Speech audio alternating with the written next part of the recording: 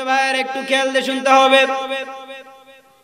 হযরত আইয়ুব আলাইহিস সালাতু ওয়াস সালামের বড় স্ত্রীকে শয়তান বলেছিল, তোমার স্বামী তোমাকে ভালোবাসে না, তোমার স্বামী রহিমাকেই সবথেকে বেশি ভালোবাসে, এই জন্যই তোমার সামনে সব সময় রহিমার গুণগান গায়, তোমার গুণগান কখনো কারো কাছে গাইতে আমি শুনি না। এই কথা বলার পরে বড় স্ত্রীর মনের মধ্যে কিছু কুমন্ত্রণা ঢুকে দিলেন, বড় স্ত্রীর মনের মধ্যে কিছু খারাপ চিন্তা ঢুকে দিলেন। দেওয়ার পরে যখন ওই বড় স্ত্রী আইয়ুব আলাইহিস সালামের বড় স্ত্রী শয়তানের প্রতি একটু ভক্তি করলেন, শয়তানের প্রতি একটু দুর্বল হলেন, নরম হলেন। এই শয়তান তিনি মুখোশধারী, লেবাসধারী, তিনি ভিক্ষুকের চরিত্র নিয়ে আইয়ুব আলাইহিস সালামের বড় স্ত্রীর কাছে এসেছিলেন। আইয়ুব আলাইহিস সালামের বড় স্ত্রী বললেন, মাগো তোমার কথা শুনে আমাকে ভালো লাগলো, তুমি আমাকে ভালো পরামর্শ দিলা, তুমি আমাকে ভালো কথা বললা, তোমার এই কথা শুনে আমার বড় ভালো লাগলো, আমি তোমার উপরে খুশি হয়ে তোমাকে আমি কিছু স্বর্ণ মুদ্রা উপহার দিলাম।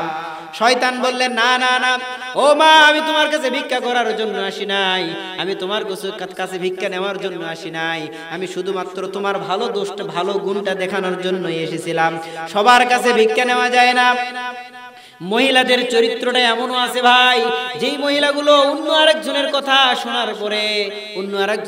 শোনার পরে সেই কথাগুলো বিশ্বাস করে। কথা কোন ঠিক কিনা? আপনাদের গ্রামে এমন মেয়ে নাই, কিন্তু অন্যান্য গ্রামের মধ্যে এমন মেয়ে আছে ভাই। সম্মানিত ভাইরা, আইয়ুব আলাইহিস সালামের বড় স্ত্রী এই শয়তানের কথা শোনার পরে বিশ্বাস করলেন, আর বিশ্বাস করার পরে সবাই যখন একত্রিত হলেন, সবাইকে বললেন, তোমার কাছে কি আইয়ুব আলাইহিস সালাম তোমার প্রশংসা করে? বলে, না না, আমার কাছে প্রশংসা করে না। তোমার কাছে কার প্রশংসা করে জানতে চাই? ওই স্ত্রী বললেন, আমার কাছে রহিমার প্রশংসা করে। প্রত্যেকটা স্ত্রী যখন বললেন আমার কাছে রহিমার প্রশংসা করে, সবাই যখন একমত হলেন, সবাই যে একত্রিত হলেন আর বললেন সবার কাছে রহিমার প্রশংসা করে, আমাদের কারো প্রশংসা করে না। অতএব রহিমাকে যদি এই সংসার থেকে আমরা তাড়াইতে পারি, তাহলেই কিন্তু এই সংসারের মধ্যে আমাদের ভালোবাসবে আমাদের স্বামী। কথা কোন ঠিক কিনা? সম্মানিত ভাইয়েরা, এমন চিন্তা মনের মধ্যে গাঁথলেন। গাঁথার পরে রহিমার উপরে সমস্ত স্ত্রীরা অত্যাচার নির্যাতন শুরু করলেন। সবাই মিলে যখন রহিমার উপরে অত্যাচার শুরু করলেন, রহিমার উপরে অত্যাচার শুরু করার পরে, নির্যাতন করার পরে হযরত আইয়ুব আলাইহিস সালাম জানতে পারলেন যে রহিমার উপরে অত্যাচার করে, নির্যাতন করে। হযরত আইয়ুব আলাইহিস সালাম রহিমাকে বললেন, তোমার উপরে যে নির্যাতন করে, তোমার উপরে যে অত্যাচার করে তোমার সতীনেরা, এই অত্যাচার তুমি কেমনে সহ্য করো, এর বিচার আমি আজকে করব। এই কথা যখন বলেছেন, হযরত আইয়ুব আলাইহিস সালামের মুখে কথা শোনার পরে রহিমা আইয়ুব আলাইহিস সালাম তার স্বামীর পাটা জপতে ধরেছেন, তার স্বামীর পাটা চেপে ধরেছেন। তার স্বামীকে বলে, স্বামী গো, আমার সতীনেরা যতই আমার সঙ্গে শত্রুতা করুক, আমার সতীনেরা যতই আমাকে আমার উপরে নির্যাতন করুক না কেন, অত্যাচার করুক না কেন, এতে আমার কোনো আসে যায় না। আপনি তাদের জন্য দোয়া করেন, আল্লাহ যেন তাদের উপরে রহমত দান করে। হযরত আইয়ুব আলাইহিস সালাম এই কথা শোনার পরে আল্লাহর কাছে বললেন, আল্লাহ, রহিমা কি এমন সুন্দর চরিত্রের মানুষ তুমি বানিয়েছো, রহিমা কি এত সুন্দর চরিত্রের একটা মানুষ তুমি বানিয়েছো, ও রব্বুল আলামিন, এত সুন্দর মেয়ের সঙ্গে তারা কেমনে শত্রুতা করে, কেমনে তার উপরে নির্যাতন করে। হযরত আইয়ুব আলাইহিস সালাম বলেন, আজকে আমি ছাড়বো না, তাদের বিচার করেই ছাড়বো। রহিমা কাঁদতে শুরু করলেন আর বললেন, স্বামী গো, আমি আপনার কাছে জোড়হাত করে অনুরোধ করি, আপনার পায়ে পড়ি, আমার সতীনের উপরে আপনি কিছু বলবেন না, তারা আমার উপরে নির্যাতন করেছে, যতই নির্যাতন করুক না কেন আমি মাথা পেতে নেব, যদি তাদের বিরুদ্ধে তাদের জন্য শাস্তি দিতে হয় আপনি আমাকে শাস্তি দেন, কিন্তু তাদের কিছু বলবেন না। এই কথা শোনার পরে স্বামী সেই সমস্ত স্ত্রীদের কাছে গেলেন, তাদেরকে বলছেন, দেখো, তোমরা রহিমার সঙ্গে যে খারাপ আচরণ করো, তোমরা রহিমার সঙ্গে যে খারাপ আচরণ করো, রহিমার উপরে যে নির্যাতন করো, এই রহিমার উপরে নির্যাতন করার কারণে আমি তোমাদের বিচার করতে আসব। এমন সময় রহিমা আমার পা জাপটে ধরে তার দোষ নিজের উপরেই চাপিয়ে নিয়েছে, কিন্তু তোমাদের কোনো দোষ নাই, এই কথা বলেছে। এই কথা শোনার পরে সমস্ত স্ত্রীরা অবাক হয়ে গেলেন, আশ্চর্য হয়ে গেলেন। কারণ কি, যার জন্য আমরা এত কিছু করলাম, যাকে সংসার থেকে তাড়ানোর ব্যবস্থা করতে চাই, যাকে সংসারের মধ্যে আমরা রাখবো না, যার জন্য স্বামী আমাদের ভালোবাসে না, যার উপরে আমরা নির্যাতন করলাম, অত্যাচার করলাম, এই মেয়ে, এই স্ত্রীটাই আজকে আমাদের জন্য আমাদের স্বামীর কাছে তার জন্য প্রশংসা করলেন, সুপারিশ করলেন, আমাদের জন্য স্বামীর কাছে সুপারিশ করলেন, স্বামীর কাছ থেকে আমাদের উপরে নির্যাতন, আমরা যে নির্যাতন করেছি এর বিচার করা থেকে রহিমা আমাদের বাঁচিয়েছে। সমস্ত স্ত্রীগুলা রহিমার কাছে যাওয়ার পরে রহিমাকে বললেন, ও বোন, তোমাকে আমরা সবাই বোনের মতো ভালোবেসেছিলাম, আজকেও তোমাকে আমরা বোনের মতো ভালোবাসবো, তোমার সঙ্গে আর কোনোদিন আমরা অত্যাচার নির্যাতন করব না। সুবহানাল্লাহ বলে। তাহলে শয়তান ভালো কাজ করে না খারাপ কাজ করে? শয়তান মানুষের প্রকাশ্য শত্রু। আপনি ভালো কাজ করবেন, শয়তান আপনাকে বাধা দিবে।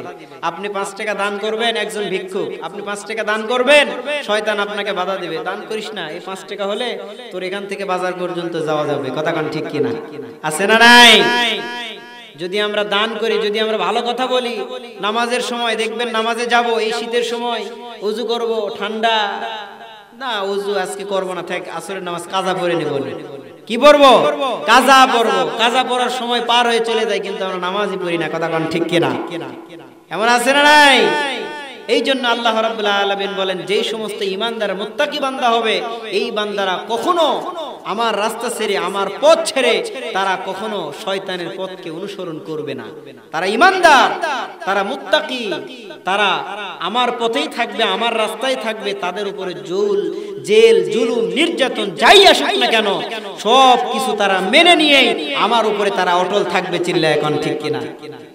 এই পৃথিবীতে অটল থাকতে গেলে, ইসলামের উপরে অটল থাকতে গেলে, কোরআনের উপরে অটল থাকতে গেলে আমাদের উপরে নির্যাতন আসে, নিপীড়ন আসে, আমাদের উপরে অত্যাচার আসে, আমাদের জেলে যাইতে হয়, আমাদের খুন হতে হয়, আমাদের গুম হতে হয়।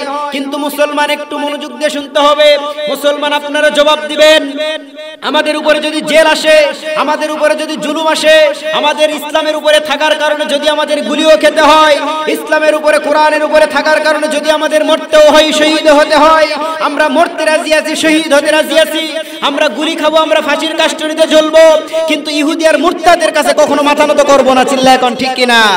সম্মানিত ভাইয়েরা, মুসলমানদের উপরে যে অত্যাচার নির্যাতন চালানো হচ্ছে, মুসলমানদের উপরে যেভাবে নির্যাতনের স্টিম রোলার চালানো হচ্ছে, প্রত্যেকটা ধাপে ধাপে মুসলমান নির্যাতিত হচ্ছে আর মার খাচ্ছে। কথা কোন ঠিক কিনা?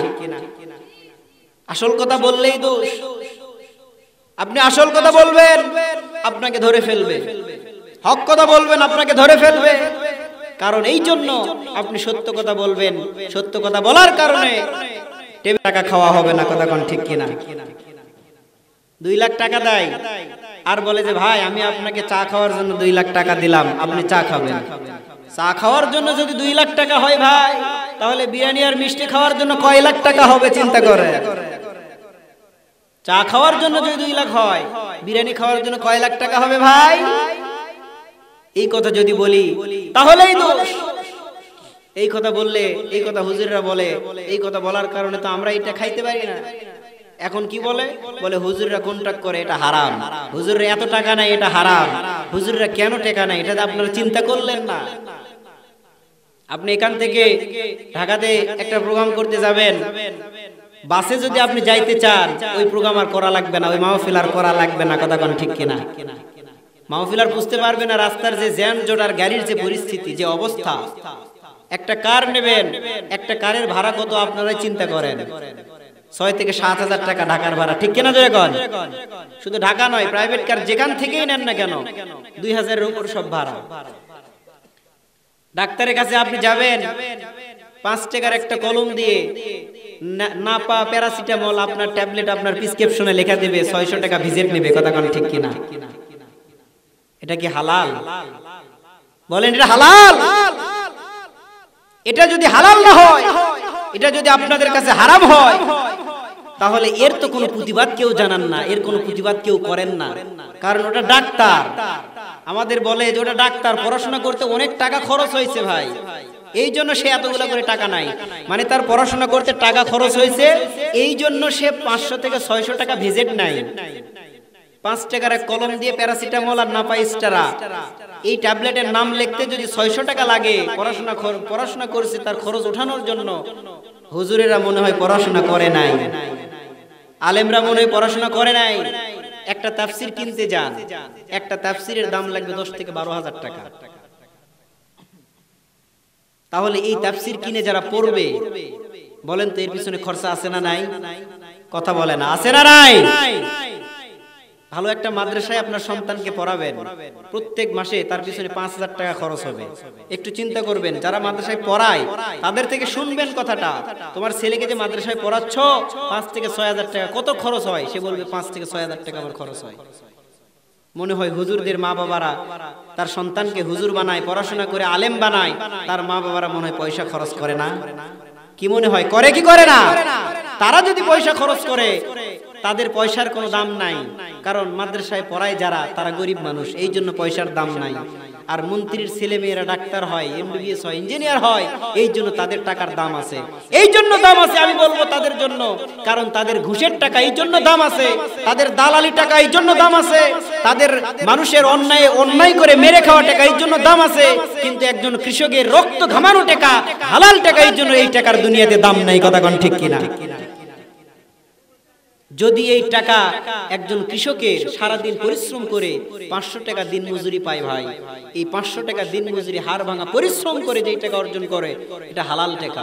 এই টাকা দুনিয়াতে মানুষের কাছে পছন্দ না হলে কোনো ক্ষতি নাই, কিন্তু এই টাকা, এই হালাল টাকা পছন্দ হবে কার কাছে?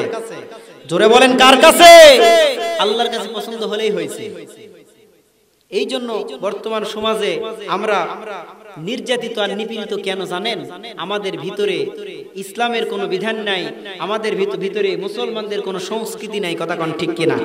আমাদের ভিতরে মুসলমানদের সমস্ত সংস্কৃতিগুলো বাদ দিয়ে দিয়েছি, আমরা ভুলেই গেছি যে আমরা মুসলমান। আমাদের ভিতরে ইহুদি আর খ্রিস্টানদের চালচলন, আমাদের ভিতরে ইহুদিদের সংস্কৃতি আমাদের ভিতরে গেঁথে নিয়েছি। চিল্লায় কোন ঠিক কিনা? সম্মানিত ভাইয়ের, একটু মনোযোগ দিয়ে শুনতে হবে, একটু খেয়াল দিয়ে শুনতে হবে। আল্লাহ রাব্বুল আলামিন এই দুনিয়াতে যেই সমস্ত মানুষগুলোকে পাঠিয়েছেন, প্রত্যেকটা মানুষকে কমন সেন্স দিয়ে পাঠিয়েছেন, প্রত্যেকটা মানুষকে যাচাই বাছাই করার ক্ষমতা দান করেছেন। কোনটা হালাল আর কোনটা হারাম এটা চিনারও মানুষের জন্য আল্লাহ রাব্বুল আলামিন জ্ঞান দিয়েছে। কথা কোন ঠিক কিনা? কোনটা সত্য আর কোনটা মিথ্যা চেনার জ্ঞান দিয়েছে না দেয় নাই? মানুষগুলো চিনবে আর বুঝবে কোনটা সত্য আর কোনটা মিথ্যা, কোনটা ন্যায় আর কোনটা অন্যায়, এটা মানুষ চিনবে আর বুঝবে। সম্মানিত ভাইরা, একজন হিন্দু ভাইয়ের ভিতরে, হিন্দু ভাইয়ের মাথার মধ্যে, জ্ঞানের মধ্যে যেই জ্ঞান গরিমা আছে, আমাদের মুসলমানদের বর্তমান সময়ের মুসলমানদের ভিতরেও এমন জ্ঞান নেই। কথা কোন ঠিক কিনা? মুসলমানরা তারা যে ধর্মের মধ্যে থাকে ধর্মের সঙ্গে কটূক্তি করে না। মুসলমানরা যে ধর্মের মধ্যে থাকে এই ধর্মের সঙ্গে কোনোদিন অপরাধ করে না, এই ধর্মের সঙ্গে তারা কোনোদিন বেয়াদবি করে না। যেই রবের তারা ইবাদত করে ওই রবের সঙ্গে তারা নাফরমানি করে না। কিন্তু আমরা মুসলমান, আমাদের রবের সঙ্গে আমরা দিনের মধ্যে যত সেকেন্ড দুনিয়াতে বাঁচি, প্রত্যেকটা সেকেন্ডটি আমরা আমাদের রবের সঙ্গে নাফরমানি করি। কথা কোন ঠিক কিনা? প্রত্যেকটা সময় আমাদের রবের সঙ্গে নাফরমানি করি। সম্মানিত ভাইরা, হিন্দু একজন মহিলা যার বাড়ি ছিল ইন্ডিয়ায়, বাস্তব একটি ঘটনা, নাম ছিল শ্রীমতী। নাম কি? জোরে বলেন, নাম কি? শ্রীমতী নাম ছিলেন এই মেয়েটির। যুবতী একজন মেয়ে, বাবার নাম ছিল দেবান্তর রায়। এই মেয়ের বাড়িটা ছিল ইন্ডিয়ায়, এই মেয়ের বাড়িটা ছিল ইন্ডিয়া। তার বাবা ছিল বাদশাহ, মেয়ের নাম ছিল শ্রীমতী, বাবার নাম ছিল দেবান্তর রায়। আপনারা ইতিহাস পড়বেন, ইতিহাসের মধ্যে ঘটনা খুঁজে পাবেন। সম্মানিত ভাইরা, এই মেয়েটি হিন্দু ধর্মে জন্মগ্রহণ করেছিল, হিন্দু ধর্মের সংস্কৃতিতে এই মেয়েটি বেড়ে উঠেছিল।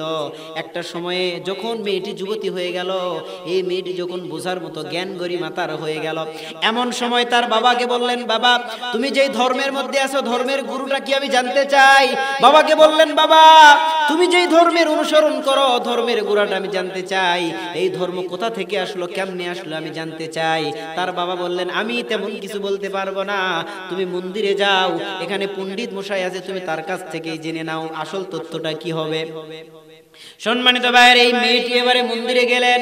মন্দিরে যাওয়ার পরে মন্দিরে দেখতে পেলেন একজন বৃদ্ধ মানুষ, বয়স্ক মানুষ মন্দিরে প্রবেশ করবে, কিন্তু মন্দিরে যিনি থাকেন, মন্দিরের খাদেম যিনি থাকেন, তিনি ওই বৃদ্ধ পুরুষকে মন্দিরের ভিতরে প্রবেশ করতে দিতে চায় না। ওই বৃদ্ধকে মন্দিরের ভিতরে প্রবেশ করতে দিবে না। এই যুবতী শ্রীমতী মেয়েটি বললেন, ভাই তুমি কেন প্রবেশ করতে দিবা না? বৃদ্ধ মানুষ ইবাদতের জন্য আসছে, কেন তুমি প্রবেশ করতে দিবা না? পণ্ডিত মশাই বললেন, কারণ এই বৃদ্ধর শরীরটা নাপাক, তার শরীরের মধ্যে কিছু অপবিত্র দেখা যায়, তার শরীরটা ভালো নাই, সে একজন বয়স্ক মানুষ, এই বয়স্ক মানুষকে মন্দিরের মধ্যে ইবাদতের মধ্যে রাখা যাবে না, তাকে মন্দিরের মধ্যে ঢুকতে দেওয়া যাবে না, এই জন্য আমি মন্দিরের মধ্যে ঢুকতে দিব না। সে যদি যেখানে পারে সেখানে ইবাদত করুক, কিন্তু আমাদের মন্দিরের মধ্যে ঢুকতে দেওয়া যাবে না। এই ঘটনা দেখার পরে শ্রীমতী এবারে মনে মনে ভাবলেন, কারণ কি, যে ব্যক্তি আল্লাহর ইবাদত করবে, রবের ইবাদত করবে, ঈশ্বরের সৃষ্টিকর্তার ইবাদত করবে, ইবাদত করুক, যেখানে ইবাদত করুক না কেন ইবাদত হবে। এটা হলো আমাদের ইবাদত খানা, আর ইবাদত খানায় ইবাদত করবে, এখানে বাধা দিতে হবে কেন? এটা কোন ধর্ম যেখানে মানুষকে ইবাদত করতে দেওয়া হয় না?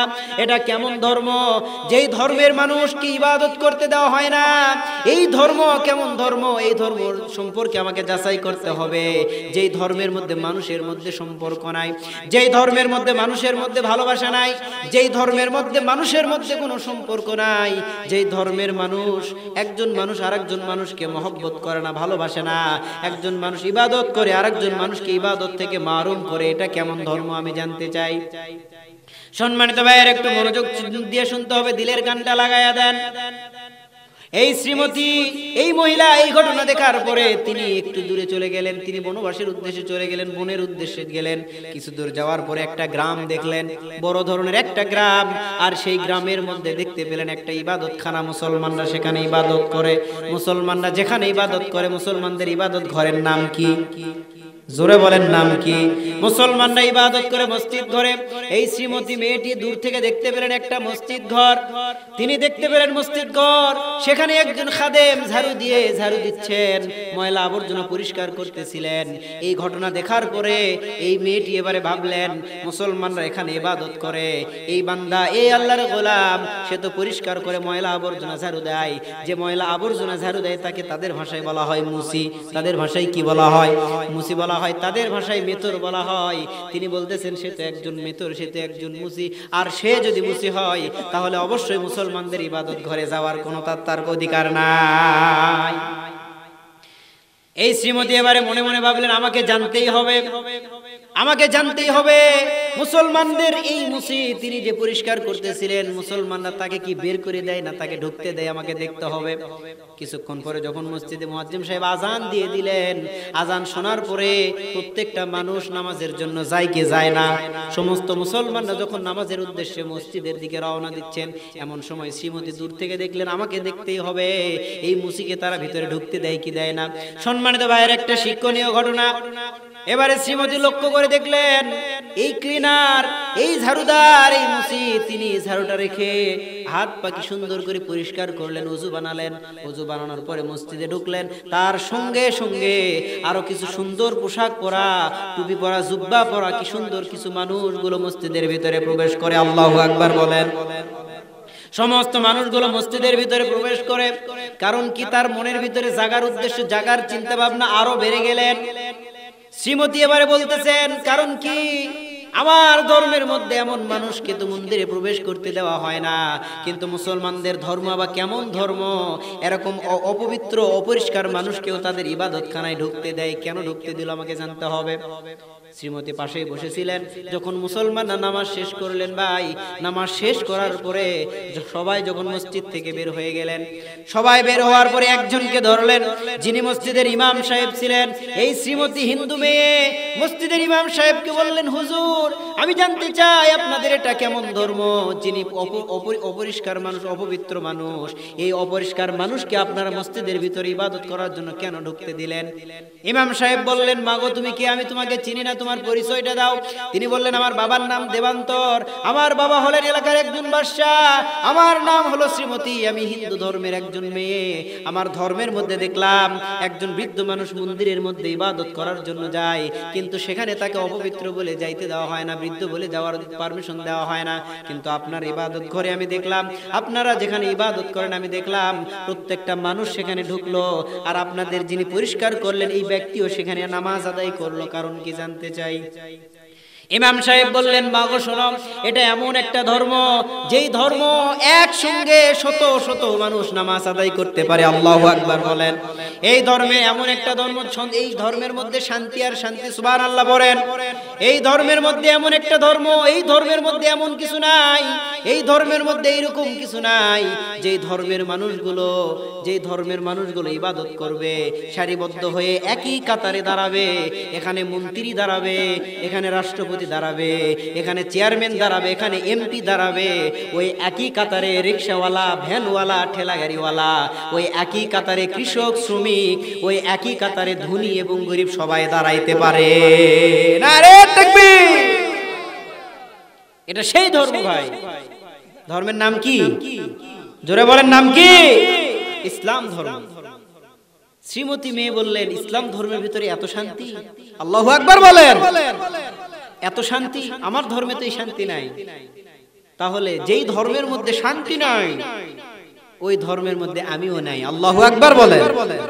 আল্লাহ রাসূল বলেন, লা ইয়ারহামুল্লাহু মান লা ইয়ারহামুন নাস। সুবহানাল্লাহ বলেন। যারা মানুষকে ভালোবাসবে, আল্লাহ রাব্বুল আলামিন বলেন, যে মানুষ আরেকজন মানুষকে ভালোবাসবে, আল্লাহ রাব্বুল আলামিন ওই মানুষকে আসমান থেকে ভালোবাসবে। সুবহানাল্লাহ বলেন। দরকার আছে না নাই? এই শ্রীমতী মেয়েটি বললেন, হুজুর, আমি আপনার ধর্ম সম্পর্কে জানতে চাই, শিখতে চাই। আপনার ধর্ম আমাকে শিখান, আপনার ধর্ম আমাকে জানান। আমি ধর্ম জানবো, শিখবো, এরপরে আপনার ধর্ম কবুল করে আমি মুসলমান হয়ে যাব। সুবহানাল্লাহ বলেন। মসজিদের ইমাম সাহেব তাকে ধর্ম শিখালেন। ইমাম সাহেব তাকে ধর্ম শিখানোর পরে তিনি ধর্ম শিখলেন, তিনি মুসলমান হলেন। মুসলমান হওয়ার পরে তার বাবা আসলেন শ্রীমতীকে নেওয়ার জন্য। শ্রীমতী শ্রীমতী বলে ডাকে, শ্রীমতী, শ্রীমতী এই বলে যখন ডাকে, মেয়েটি ঘর থেকে বাইরে আসলেন। আসার পরে বলতেছেন, বাবা, আমার নাম শ্রীমতী নয়, তুমি আমাকে শ্রীমতী বলে ডেকো না। তোমার নাম কি? বলে, আমার নাম হাসিনা বেগম। কি নাম? জোরে বলেন, কি নাম? হাসিনা বেগম কার নাম? আমাদের প্রধানমন্ত্রীর নাম কি? হাসিনা বেগম। শেখ হাসিনা, কারণ শেখ তার পদবী, এই কারণে তাকে শেখ হাসিনা দেওয়া হয়েছে, কিন্তু তার নাম হাসিনা। আর এই শ্রীমতীর নামটাও ছিল হাসিনা বেগম, তাকে নাম দেওয়া হয়েছিল হাসিনা বেগম। তিনি তার বাবাকে বললেন, বাবা, তুমি যদি আমাকে হাসিনা বেগম বলে ডাকতে পারো আমাকে ডাকো, কিন্তু আমাকে শ্রীমতী বলে ডেকো না। সম্মানিত ভাইয়েরা, তার বাবা বললেন, কেন?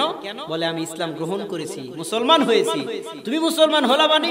আমি একজন নেতা, আমি বাদশাহ, আর তুমি বাদশার মেয়ে হয়ে তুমি আমার ধর্ম, হিন্দু ধর্ম বাদ দিয়া তুমি মুসলমান হয়েছো, মুসলমানের ধর্ম গ্রহণ করেছো, এর মানে কি? মেয়েটি ডাক দিয়ে বললেন, বাবা, আমি ধর্ম গ্রহণ করার কারণ হলো আপনার যে ধর্মের কিছু অনুসারী, তাদের নেশার, তাদের চরিত্র, তাদের ব্যবহার দেখে আমি অসন্তুষ্ট হয়েছি। আর অসন্তুষ্ট হওয়ার কারণে মুসলমানদের ধর্ম আমি দেখেছি, তাদের ধর্ম দেখে আমার ভিতরে শান্তি অনুভব হয়েছে। আর শান্তি অনুভব হওয়ার কারণে আমি তাদের ধর্ম গ্রহণ করে মুসলমান হয়েছি। সুবহানাল্লাহ। তার বাবা বললেন, তুমি যদি আমার ধর্মে ফিরে যাও আমি তোমাকে মেয়ে বলে নিব, আর যদি ফিরে না যাও আমি তোমাকে মেয়ে বলে নিব না। তার মা, তার কন্যা সন্তান বললেন, হাসিনা বেগম বললেন, বাবা, তুমি যদি তোমার সংসার থেকে আমাকে বাদ দিয়ে দাও আমার কোনো আপত্তি নাই, আমার কোনো কষ্ট হবে না, কিন্তু ইসলাম ধর্ম কবুল করেছি, এই ইসলাম ধর্ম ছেড়ে আমি তোমার ধর্ম কখনো গ্রহণ করব না। চিল্লায় কোন ঠিক কিনা? সম্মানিত ভাইয়ের, একটু খেয়াল দিয়ে শুনতে হবে। এই পৃথিবীর জমিনে যারা ইসলাম গ্রহণ করেছে তাদের উপরে অত্যাচার আর নির্যাতন এসেছে না আসে নাই? যারা ইসলাম গ্রহণ করেছে তাদের উপরে অত্যাচার আর নির্যাতন এসেছে। সম্মানিত ভাইরা, ওয়াইস কারণী নামের একজন লোক আল্লাহর দুনিয়াতে এসেছিল। যেই ওয়াইস কারণী সম্পর্কে বিশ্বনবী সাল্লাল্লাহু আলাইহি ওয়াসাল্লাম তিনি অনেক কিছু বলেছেন। বিশ্বনবী বলেছেন, ওয়াইস কারণী তিনি এমন একজন ব্যক্তি ছিলেন, তিনি এমন একজন সাহাবী ছিলেন, যেই সাহাবী এই দুনিয়াতে আসার পরে এই দুনিয়াতে ওই সাহাবী আমাকে তার চামড়া চোখ দিয়ে দেখতে পারে না। এমন সুন্দর একজন সাহাবী ছিলেন, এমন ভালো মানুষ একজন ছিলেন। এরপরেও ওই সাহাবী কখনো আমাকে ভুলে নাই। ওই সাহাবী কখনো আমাকে ছেড়ে যায় নাই, অথচ ওই সাহাবী আমার মহব্বতে, আমার ভালোবাসায় তার মুখের সমস্ত দাঁতগুলো শহীদ করেছিল। হযরতে বেলাল রাদিয়াল্লাহু তাআলা আনহু, আপনারা নাম শুনেছেন বেলাল।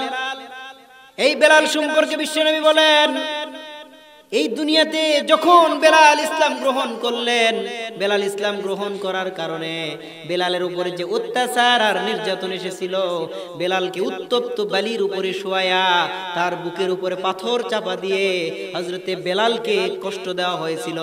আর বেলালকে বলা হয়েছিল, বেলাল তুমি ইসলাম ছাড়ো, তুমি যদি ইসলাম না ছাড়ো এভাবে তোমাকে শাস্তি দিয়ে তোমাকে আমরা হত্যা করে ফেলবো, তোমাকে আমরা মেরে ফেলবো। বেলাল বললেন, তোমরা যদি আমাকে মেরেও ফেলো, এখানে যদি আমার শহীদ হয়ে যায়, আমি যদি মারাও যাই, আমার কোনো আফসোস হবে না, আমি মারা গেলেও আমার কোনো কষ্ট হবে না, তবে আমি আল্লাহর ধর্ম ইসলাম গ্রহণ করেছি, ইসলাম ছেড়ে এক বিন্দু পরিমাণ আমি পিছনে যাব না। সম্মানিত ভাইয়েরা, এই বেলাল যখন আজান দিত, এই বেলালের আজান সাহাবীরা পছন্দ করতো না, কারণ বেলালের আজান অস্পষ্ট, বেলালের কথাগুলো তুতলা, বেলাল আজান দিত অস্পষ্ট আজান। বেলালের আজান দুনিয়ার মানুষ তেমন বুঝতে পারতো না, কিন্তু বেলালের আজান বুঝতো কে? জোরে বলেন কে? বেলালের আজান বুঝতো আল্লাহ। সমস্ত সাহাবীরা বিশ্ব নবীর কাছে নালিশ দিলেন, ইয়া রাসূলুল্লাহ, ইয়া হাবিবাল্লাহ, নবী গো, বেলাল আজান দেয়, বেলালের আজান আমরা বুঝতে পারি না, বেলালের আজান আমাদের ভালো লাগে না, এমন সুরেলা কণ্ঠের একজন সাহাবীদেরকে আপনি নিযুক্ত করেন, যেই সাহাবীর আজান শুনে আমরা মসজিদে নামাজের জন্য আসতে পারবো। বিশ্বনবী মুয়াজ্জিম চেঞ্জ করলেন, বিশ্বনবী সুরেলা একজন কণ্ঠের ইমামকে নিযুক্ত করলেন আজান দেওয়ার জন্য। ফজরের ওয়াক্ত হয়েছে, আজান দিয়েছে, সুরেলা কণ্ঠে আজান দিয়েছে, সমস্ত সাহাবীরা অপেক্ষায় আছে আজান হয়, কিন্তু নামাজের সময় হলে আমরা নামাজের মধ্যে যাব, কথা কোন ঠিক কিনা? কিন্তু আজান দিয়েছে সুরেলা কণ্ঠে, কিন্তু এমন আজান দেওয়া দিয়েছে রে ভাই, যে আজান আল্লাহর দরবারে পৌঁছায় নাই। আল্লাহর দরবারে আজান না পৌঁছার কারণে নামাজের ওয়াক্ত হয় না, আর সূর্য ওঠে না। সম্মানিত ভাইরা, মুফাসসিরিনে কেরামগণ বলেন, বেলালের আজান আল্লাহর দরবারে এত পছন্দ হয়েছিল, বেলালের আজান শোনার কারণে আল্লাহ রাব্বুল আলামিন পূর্ব দিকে সূর্য উদিত করেছে, কথা কোন ঠিক কিনা? এই বেলাল যখন আজান দিত, বিশ্বনবী সাল্লাল্লাহু আলাইহি ওয়াসাল্লামের নাম যখন আজানের ভিতরে আসতো, বিশ্বনবীর নাম আজানের ভিতরে আসার কারণে বেলাল রাদিয়াল্লাহু তাআলা আনহু তিনি আরো সন্তুষ্ট চিত্তে, তিনি আরো ভালো মন মানসিকতা নিয়ে আজান দিত। আল্লাহু আকবার বলেন। বিশ্বনবী যখন দুনিয়া ছেড়ে চলে গেলেন, বিশ্বনবী যখন মারা গেলেন, মারা যাওয়ার পরে বিশ্বনবী সাল্লাল্লাহু আলাইহি ওয়াসাল্লাম যখন মারা গেলেন, তাকে দাফন করা হলো। বেলাল রাদিয়াল্লাহু তাআলা আনহুর আজানের সময় হয়েছে, তিনি আজান দিবেন। সমস্ত সাহাবীরা বলে, বেলাল তুমি আজান দিয়ে দাও। বেলালের দুই চোখ দিয়ে দরদর করে পানি আসে। বেলাল বলে, আমি কার জন্য আজান দিব? আমি আজান দিয়ে কার নাম জুগবো? আজানের মধ্যে আমি কাকে ডাকবো? যে রাসূলের জন্য আমি আজান দিতাম, ওই রাসূলই তো দুনিয়াতে নাই, আমি কার জন্য আজান দিব? বেলাল তো কাঁদতে কাঁদতে অস্থির পেরেশান হয়ে গেছে। সমস্ত সাহাবীরা বললেন, ও বেলাল তুমি আজান দিয়ে দাও, তোমার আজান হওয়ার কারণে, তোমার আজান না দেওয়ার কারণে আমরা সাহাবীরা নামাজ পড়তে পারতেছি না, তুমি আজান দিয়ে দাও। বেলাল বললেন, যে রাসূল দুনিয়াতে নাই, রাসূলের জন্য আজান দেই, আমি রাসূল দুনিয়াতে নাই, আমি কার জন্য আজান দেব? সম্মানিত ভাইরা, যে বেলাল কষ্ট নিয়ে তিনি আজান দিলেন, তার আজান নিয়েই আল্লাহ রাব্বুল আলামিন পূর্ব দিকে সূর্য ওঠায়। আজকের মুয়াজ্জিমরা কত সুরেলা কণ্ঠে আজান দেয়, কত সুন্দর কণ্ঠে আজান দেয় ভাই, কিন্তু এই আজান যদি আল্লাহর দরবারে কবুল না হয়, আজানের কোনো দাম নাই, কথা কোন ঠিক কিনা? বেলালের অন্তরের দিকে আল্লাহ তাআলা তাকাইছিল, তার কণ্ঠের দিকে নয়। বেলালের কণ্ঠ এত সুন্দর ছিল, বেলালের কণ্ঠ এত মধুর ছিল, দুনিয়ার কোনো মানুষ তার মধুর কণ্ঠ পছন্দ করে নাই, তার মধুর কণ্ঠ পছন্দ করেছে আসমান থেকে আল্লাহ। তার তাকওয়া, তার অন্তরটাকে কবুল করেছিল আল্লাহ। তার তাকওয়া এবং অন্তরটা, তার ঈমানটা কবুল করার কারণে, তার আজানটাকে কবুল করার কারণে আল্লাহ রাব্বুল আলামিন পূর্ব দিকে সূর্য উদিত করে। সুবহানাল্লাহ বলে। পৃথিবীর জমিনে একজন নাস্তিক ছিলেন, কবি শামসুর রহমান। কি নাম? কথা কয় না। কবি শামসুর রহমান তিনি একজন নাস্তিক ছিলেন। কি ছিল? কথা বলেন, কথা বোঝা যায়, কথা বোঝা যায়, বোঝেন আমার কথা, বোঝেন, কথা বোঝা যায় ভাই। এই কবি শামসুর রহমান তিনি আজানকে গালি দিত। যখনই মুয়াজ্জিম আজান দিত তিনি বলতেন, ও রাস্তার মেয়েরা, তোমরা যারা দেহের ব্যবসা করো, তোমরা যারা দেহ বিক্রি করো, তোমরা খরিদ্দার ডাকো, কাস্টমার ডাকো, তোমাদের কাস্টমার ডাকা ভালো লাগে, কিন্তু মুয়াজ্জিমের আজান আমার ভালো লাগে না। নাউজুবিল্লাহ বলে। এই কবি শামসুর রহমান বলতেন, ও কাকের জাতেরা, তোরা কাকা কর, তোদের কাকা ডাক ভালো লাগে, কিন্তু মুয়াজ্জিনের আজান ভালো লাগে না। এই কবি শামসুর রহমান যখন মারা গেলেন, মারা যাওয়ার পরে তার জানাজা দাফন কাফন আছে না নাই? কথা বলেন, আছে না নাই? তাকে জানাজা দিতে হবে। জানাজা না দেওয়া পর্যন্ত তো দাফন হবে না। কথা কোন ঠিক কিনা? কে করবে জানাজা? ইমাম সাহেবের কাছে গেলেন, ইমাম সাহেবকে বলেন, ইমাম সাহেব, কবি শামসুর রহমানের জানাজা করতে হবে। ইমাম সাহেব হিকমত প্রয়োগ করলেন। ইমাম সাহেব বললেন, ভাই আমি জানাজা করব ঠিকই আছে, কিন্তু কয়েকদিন হলো আমার ওযু থাকতেছে না, আমি ওযু করি আমার ওযু নষ্ট হয়ে যায়। ঠিক আছে, আপনি যেহেতু জানাজা করতে পারবেন না, আপনি মুয়াজ্জিমকে দেন। মুয়াজ্জিমকে দায়িত্ব দেওয়া হলো, মুয়াজ্জিম সাহেব আপনি জানাজা কবি শামসুর রহমানের জানাজা পড়ায়া দেন। মুয়াজ্জিম সাহেব মনে মনে ভাবতেছেন, সারাটি জীবন এই কবি শামসুর রহমান আমাকে, আমি আজান দিয়েছি, আজানকে গালি দিয়েছে, আর এই কবি শামসুর রহমানের জানাজা আমি মুয়াজ্জিম হয়ে পড়াবো? সবাই যখন জোরাজুরি করেছিল, কবি শামসুর রহমানের জানাজা মুয়াজ্জিম সাহেব পড়ায়া দিলেন। মুয়াজ্জিম সাহেব পড়ানোর পরে এলাকার সমস্ত আলিম ওলামা মুয়াজ্জিম সাহেবকে ধরছেন, মুয়াজ্জিম সাহেব আপনি কবি শামসুর রহমানের জানাজা কেন পড়ালেন? সে তো একজন নাস্তিক, সে তো আজানকে গালি দিত, আপনি কেন তার জানাজা পড়ালেন? মুয়াজ্জিম সাহেব বলেন, উস্তাদের মার শেষ রাত্রে। কথা কোন ঠিক কিনা? উস্তাদের মার কখন? উস্তাদের মার শেষ রাত্রে। আমি কবি শামসুর রহমানের জানাজা পড়াইছি ঠিকই আছে, কিন্তু জানাজা পড়াইছি আমি ওযু করিনি। কথা কোন ঠিক কিনা? জানাজা করেছি ঠিকই, কিন্তু ওযু করিনি। সম্মানিত ভাইয়েরা, যারা ইসলামকে নিয়ে কটূক্তি করবে, যারা ইসলামকে নিয়ে ষড়যন্ত্র করবে, শত্রুতা করবে, এই সমস্ত মানুষগুলোর জানাজা হবে, কিন্তু ওযু হবে না। কথা কোন ঠিক কিনা?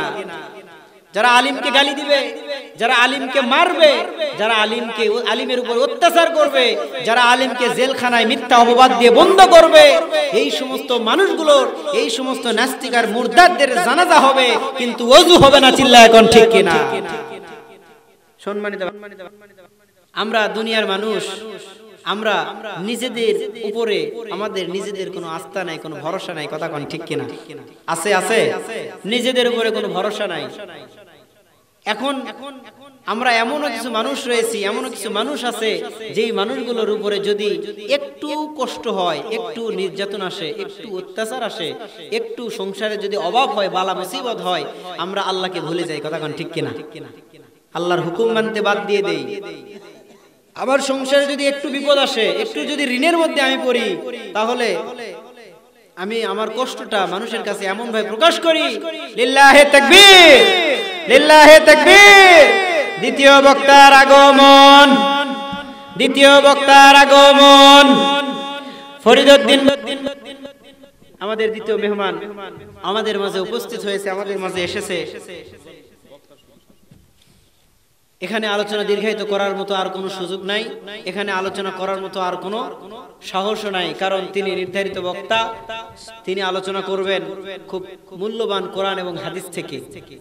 আমি আপনাদের সামনে যে মেসেজগুলো তুলে ধরলাম, যে কথাটি তুলে ধরলাম, এটা হলো আমাদের ঈমান আমরা যদি শক্ত এবং মজবুত করতে চাই। আবু জেহেল আসে নাই? কথা বলে না। আসছিল না? আসে নাই? তারা এসেছিল, তারা হুকুম মানতো আল্লাহর। কথা বলেন, তারা হুকুম মানতো না। তারা কি বলতো? তারা নিজেরাই বলতো যে আমি নিজেই একজন খোদা, আমার হুকুম তোমরা মানো, কিন্তু তোমাদের হুকুম আমি মানব না, আল্লাহর হুকুম আমি মানব না।